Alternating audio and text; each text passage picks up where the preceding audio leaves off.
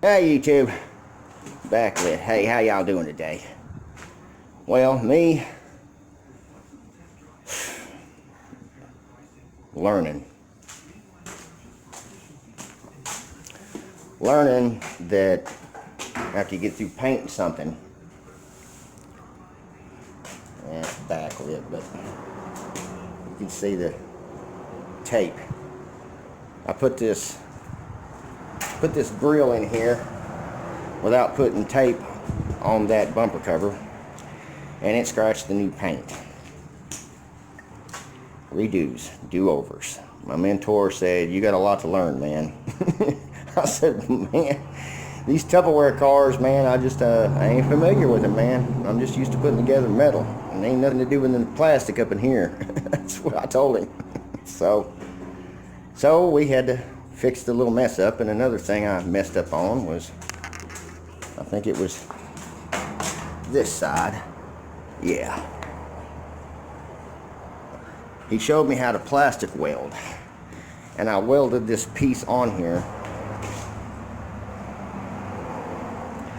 I welded it on there, but I welded it on where it was just, I think, 1/8 of an inch off, and that's not good enough. It can't be 1/8 of an inch off. So he had to break my work all apart in pieces. Really wasn't too happy about all the scratches. And that's why I've been, absent from my channel. It's because, when my mentor is trying to teach me how to do something, he don't want a camera up in his face, man. And when he's really upset, I don't need to irritate him even more, because he's totally against videos. He doesn't understand why you want to put yourself out there like that, man. Why are you doing for that? I'm telling you, man, he's my best friend. Him and Big Lou, man.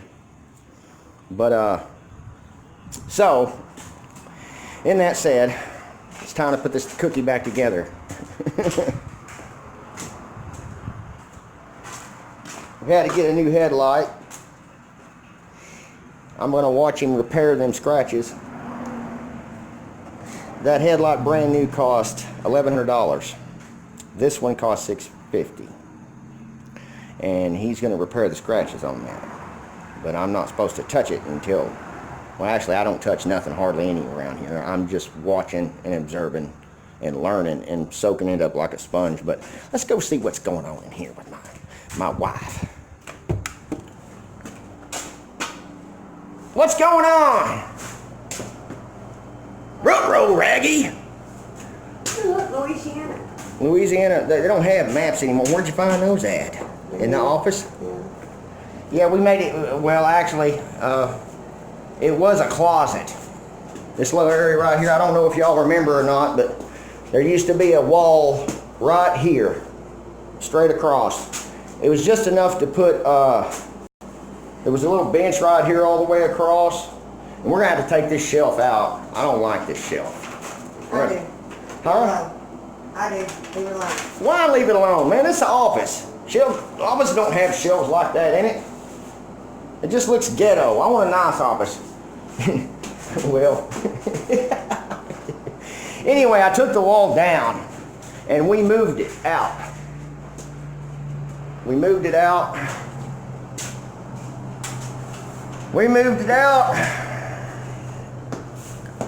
about 3 feet. And now, putting a new door in there. It had a little bitty tiny door in it. Let me show you what Toothless did. It had a little bitty 24-inch door in it. Look out here in the scrap pile. I gotta throw all this out. But I put Toothless in the office, man. I put him in some cold air conditioning, and he's just spoiled. He likes to be around Daddy all the time. He whines and whimpers and cries and belly aches and just, just people coming up here in general, around the shop, man, they're scared the hell out of the pit bull. I don't know what the deal is, man. They're just scared of him. So I had to put him in the office, and he tore my door all to hell, and so I had to get a water door. Anyways, so I had one up here on standby anyway, so I fixed it right quick. And I mean, it ain't the, you know, scraps. Zero cost. I didn't spend no money here. But you think we ought to spend some money on some decent sheetrock in here, honey? What? You think we ought to spend some money on some decent sheetrock in here instead of this crap? I think that's okay, but all this is just pieced together crap I had laying around the shop. You know, this is, I think, cardboard or whatever that I found. I put some foam board in there, and I had some extra insulation that I stuck over there, and I just had to get something up there, man, because that insulation was making me itch. I mean, I'm immune to insulation a little bit, but I guess after you're out of it for a little while, I hadn't been around insulation in 2 years, it was just getting at me, man. I mean, I used to tease the guys at work. I used to take that ball of insulation and add it and go, "What's wrong with you?" And I'd rub it under my arms and everywhere else, and it didn't really faze me, man, but I guess if your skin gets not used to being around it all the time, that's a true thing. Your body gets used to stuff. You're not around it for a while. Anyways, is it coming together? Yeah, I guess. Well, here, I know that you're busy in here in the office, but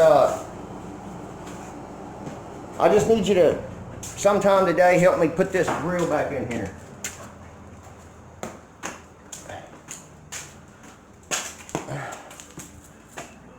I messed up the first time. It's because you didn't have a woman backing you up. No, I didn't. Uh-huh. I tell my mentor that I know how to do something, and then I do it, and actually I don't know how to do it, you know. So I scratched it, and we had to redo it. But anyway, he wants it. We got to put this grill back in there without scratching it and stuff. Put this in there. Yeah, we got to put this in there, but right now, I'll just let you go ahead and take care of the office area. I mean, I had this thing tore up to pieces, man. It's a construction zone in here. And the guy that's let me use this shop, man, he went and bought him something. And now he wants to put it in here, and I don't know how that I'm going to get. I was going to put my LTD in here. I was going to put the LTD in here after we got done with this Chevelle, and you know, finish that. But he bought this. I got a question. Does anybody know what overdrive means in an old thing like this? Hold on, let me see.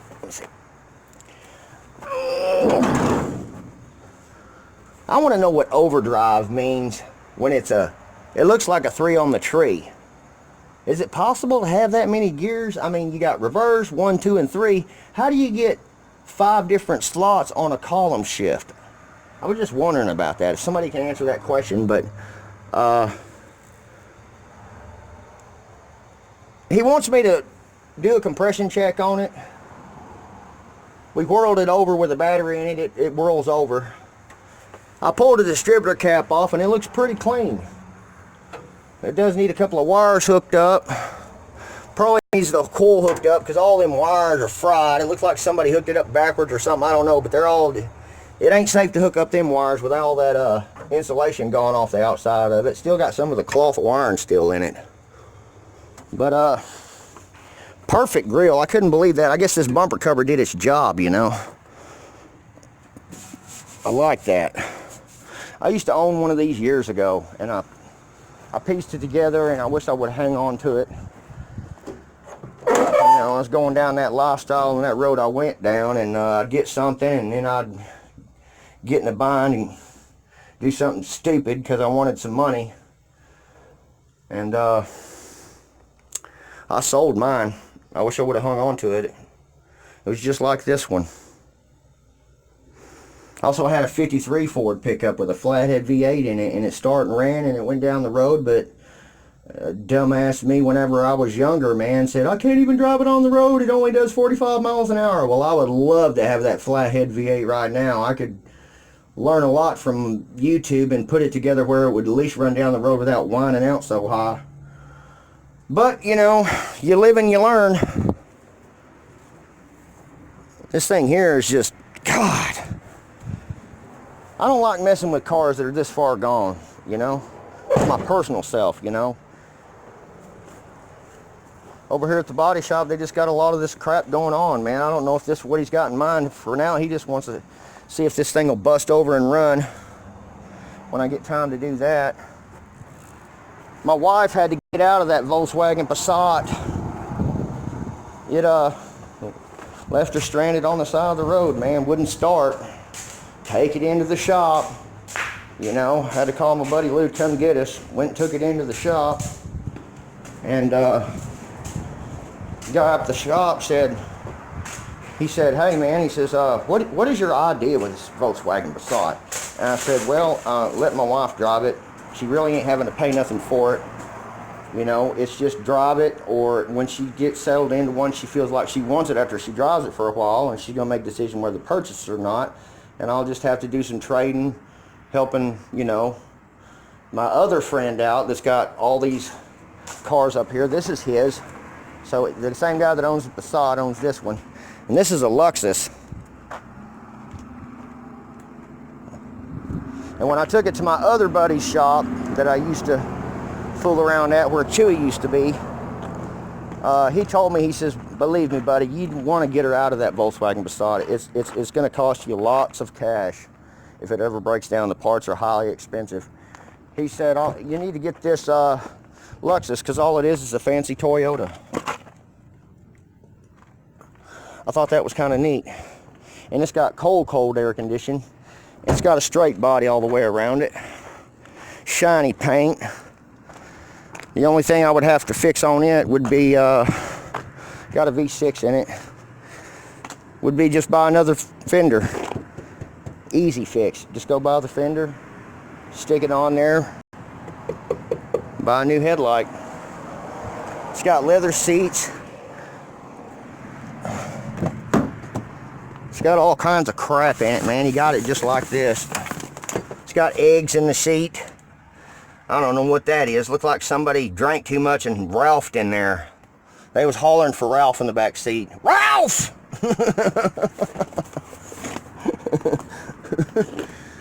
But anyway, I think this is a cleaner upper, man. Nice headliner. It's not ripped. The seats aren't ripped. They just need to be cleaned up. The carpet looks decent. Anyway, I better get off here and let me and her try to get this Ford hybrid. This hybrid's kind of neat, man. I got in it and I pushed the button and it didn't start. And I'm like, so I push off and push it back on and it still didn't start. And then I look on the dash, it says ready to drive. It's electric. It moves without even starting. I mean, it just felt weird. And speaking of hybrids, before I go, I'll show you this one. I told my wife, I said, hey, I said, he said that you could choose for any car you want. I said, but this one gets around 40 to 50 miles to the gallon. It's a Kia Optima. But it's got thousands of hail dents all over the trunk, all over the top, all over the hood. The fenders are untouched. It's got a new bumper cover on it. There's a few dents on this fender. Needs a new windshield. Clean inside, just needs to be fixed up, but it's a hybrid. And I'm thinking to myself, I don't know, it might be one of them situations where maybe she don't want to get in that thing neither, man. Something go wrong with that thing. And because I don't want to drive something, have her driving something, and then it break down, and then I'll feel guilty. I mean, even though he said, you know, it's okay, you need to drive them, you know, it's all right, just pick one out and drive it for a while. If she likes it, then we'll cut a deal and we'll do some trading with fixing these other cars up, you know. He owns all these cars and he needs them fixed, you know. He just buys them. He bought them for nothing almost up north when a hailstorm hit up north, and he said, I really got them cheap, $200, $300, $400 a piece, almost to nothing. But a lot of hail damage is a lot of work.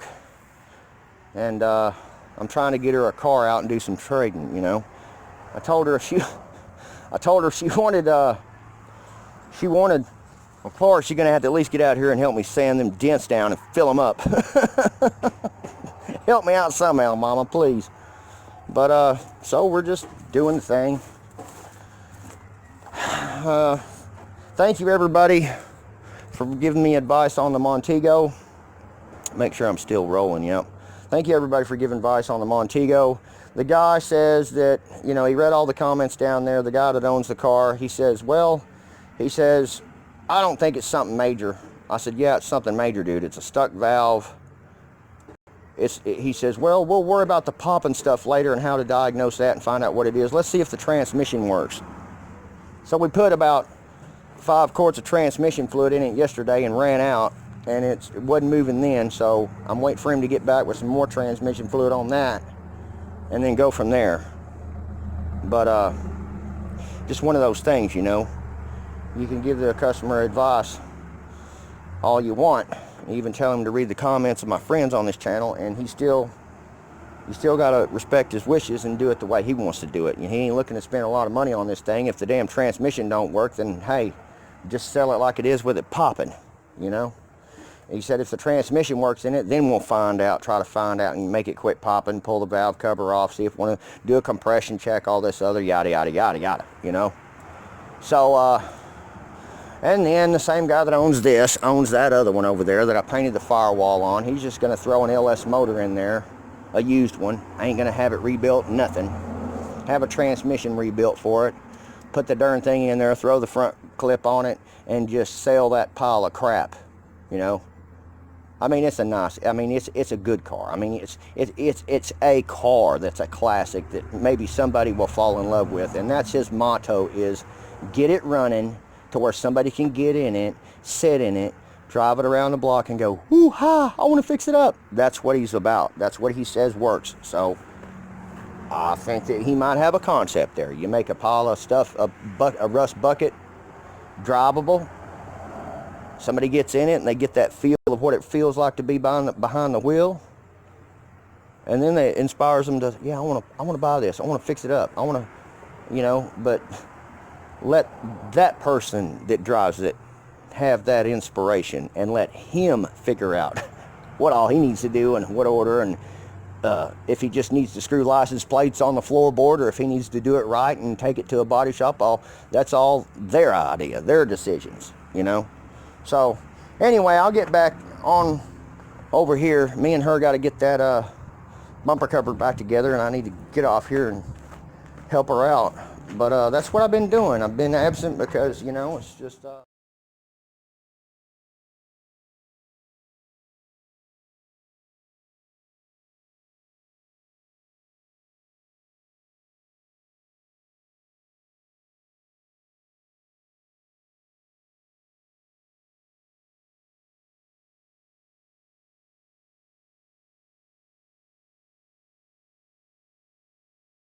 Oh, man. I hate right now. Come on, baby. It's all right. You can come in here. Come on. It's not your fault. It's not really my fault either. Come on. I ain't got nobody staying beside me. Your name's Bennett and you ain't in it. All right, whatever. She ain't in this one. But I'm telling you. Check this out.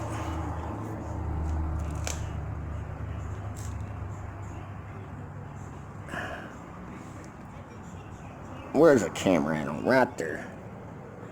Yeah, you know what? I've come to the conclusion of this. If you want a good bumper cover put on your car, just buy a new bumper cover. Don't be trying to fix that damn thing.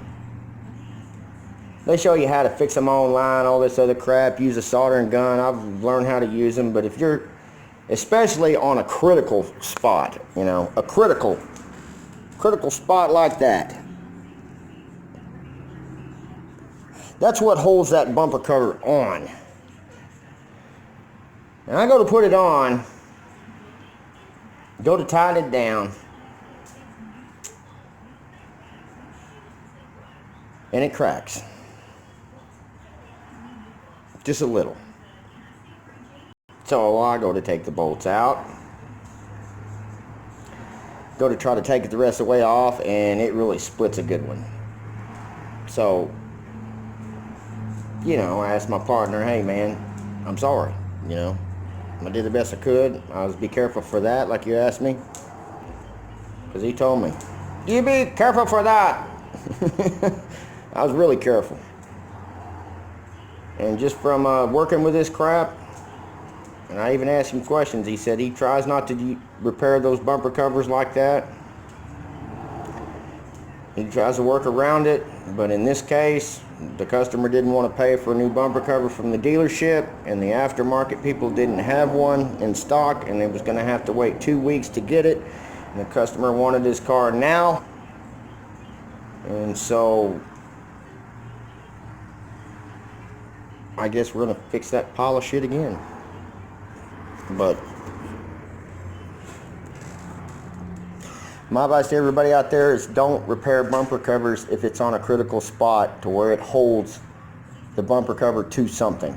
Like if that's where it's mounted or something, from experience, it's not going to do you no good. It's gonna break sooner or later, you know. If it was just going to break that easy with me barely even tightening it on there, you can imagine what it's going to do when it goes down the road and vibrations and all that other crap. It's eventually going to come off and come back to us, and we're going to have to fix it again any damn how. You know what I'm saying? But that's just the way it is, man. Customers, they get impatient. They want to go the cheap route. They want to cut corners. Well, this is what would happen when you cut in corners. But anyway, I guess I'll see y'all later. Really sick to my stomach, man. Did such a beautiful job on it. Almost got it back together, and then this crap happens. Is what it is, and be's what it be's. See y'all later. Till next time. Limster out.